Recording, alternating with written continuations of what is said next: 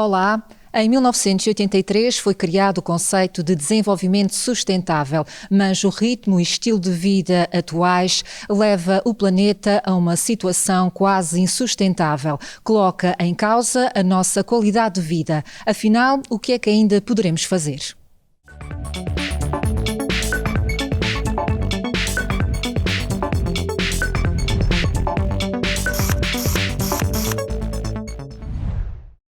A Conferência de Estocolmo de 1972 da Organização das Nações Unidas é tida como o início da conjugação de esforços a nível mundial para a proteção do ambiente. 20 anos depois, na Cimeira do Rio, no Brasil, era aprovada a Convenção Quadro das Nações Unidas sobre alterações climáticas. Em 2022, o mundo não está a cumprir metas que foram estabelecidas. Um dos maiores problemas é a grande dependência dos combustíveis fósseis numa sociedade baseada no consumo de energia. Mas os problemas têm-se agravado, de facto, sobretudo no que respeita à mudança climática, porque é necessário, para controlar a mudança climática, é necessário fazermos uma transição energética dos combustíveis fósseis para as energias renováveis, é necessário travarmos a desflorestação, as alterações no uso dos solos, e aí realmente o mundo não tem estado a fazer aquilo que é necessário no que respeita a essa transição energética. O painel intergovernamental para as alterações climáticas foi criado em 1988 e portanto, a partir daí assim tem havido os relatórios do IPCC, que é o dito painel, e portanto é um assunto que está muito, do ponto de vista científico, muito bem estudado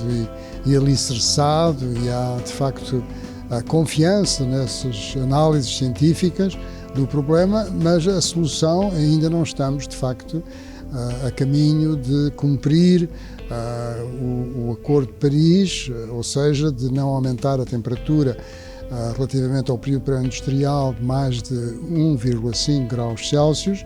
Isso é realmente já praticamente impossível. Numa conferência em Angra do Heroísmo sobre o desafio das alterações climáticas no século XXI e seguintes, o especialista defendeu que é preciso haver maior ambição por parte de todos os países. É necessário que haja maior ambição dos países, de todos os países envolvidos. A União Europeia tem sido líder neste processo de mitigação, de redução das emissões, tem sido líder a nível mundial. As emissões da União Europeia baixaram desde 1990 até agora de cerca de mais de 20%, 23%, e portanto nós, a União Europeia, estamos no bom caminho, mas chegar à neutralidade carbónica é algo que vai ser muito difícil na fase final, e depois temos ainda outros grandes emissores, como é o caso da China e dos Estados Unidos. Os Estados Unidos são o país que, do ponto de vista histórico, emitiu mais gases com efeito estufa, e também da Índia, que é um país com uma população muito elevada. E por cá, o que é que cada um pode fazer? A mitigação, ou seja, a redução das emissões. E é isso que eu estava a mencionar quando me referia à transição energética, não é? Portanto, reduzir as emissões globais de gases com efeito estufa, especialmente o dióxido de carbono, o metano, o óxido nitroso, mas no que respeita aos combustíveis fósseis é o metano e o dióxido de carbono. Isso é a mitigação, mas depois temos outra resposta, que é a adaptação. A adaptação às alterações climáticas, que é, no fundo, minimizar os impactos adversos das alterações climáticas. Por exemplo, na questão dos transportes. Na questão dos transportes e nas viaturas privadas, a dimensão da terceira e, enfim, das outras ilhas é uma dimensão que é perfeitamente compatível com o uso dos carros híbridos e elétricos. Porque, evidentemente, se viver em Espanha, a pessoa pode querer ir, não é, desde Madrid até Barcelona, e depois, digamos, a autonomia de um carro elétrico torna-se um problema. Mas aqui não, isso não é um problema. Não é que são locais ideais para fazer esta transição no que respeita ao transporte, não é? A transição para veículos híbridos ou elétricos. Utilizar a energia da forma mais eficiente possível Isto nas nossas casas, por exemplo, tendo um sistema de climatização que consuma a menor quantidade possível de energia, não haver perdas, não é? Janelas, através das janelas, etc. Portanto, há muitas tecnologias hoje em dia que permitem reduzir o consumo de energia na nossa vida do cotidiano. A nível do arquipélago, há o Plano Regional para as Alterações Climáticas, um instrumento de gestão territorial do governo açoriano, num arquipélago onde a pecuária tem uma fatia importante no gráfico da estrutura económica. Há um problema acrescido com a libertação considerável de metano para a atmosfera. Sim, isso aí de facto é uma problemática, porque enfim, o gado bovino há emissões de metano significativas. E, portanto, essa é uma problemática que não é só dos Açores, é de muitas outras regiões do mundo, em que a pecuária, enfim, o gado bovino é significativo, mas é todos ruminantes, não é? Portanto, tem a ver com o processo de digestão nestes animais ruminantes. Existem hoje em dia muita investigação no sentido de conseguir diminuir as emissões que esses animais produzem, mas é uma problemática que também tem que ser sobretudo quantificada, sobretudo saber quanto é que são as emissões, enfim, para termos dados fiáveis em termos de negociações internacionais, em termos de visibilidade internacional do esforço que os vários países estão a fazer para reduzir as suas emissões.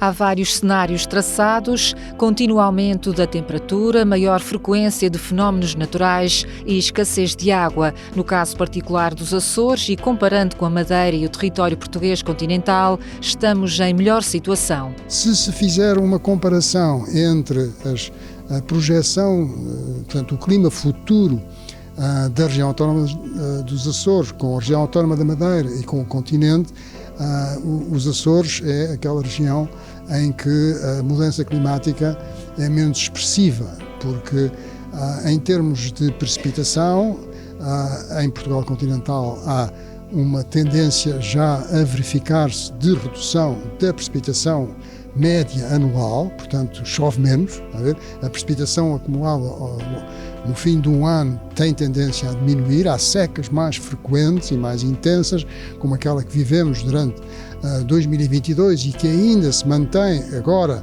no mês de novembro no sul do país, na região do Algarve e partes do Alentejo. E, portanto, isso é preocupante em termos de recursos hídricos e também de agricultura, enfim, de muitas atividades, de turismo também, etc. E na Madeira também a precipitação, há uma tendência de redução da precipitação, menos acentuada do que no continente, mas uma tendência de redução. Ao passo que aqui nos Açores isso não é de modo nenhum tão significativo.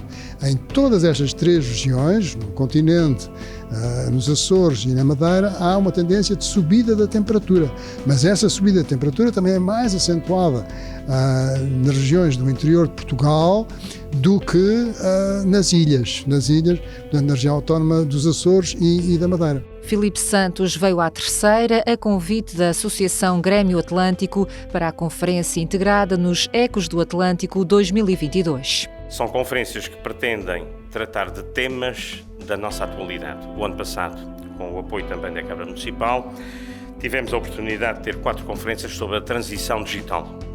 Este ano, sobre as questões das alterações climáticas, da sustentabilidade energética, vamos ter 2 conferências. Nós propusemos ao Sr. Professor Filipe Duarte Santos trazer-nos aqui a sua reflexão, os seus ensinamentos sobre as alterações climáticas. É uma matéria que nos assusta, creio eu, a mim.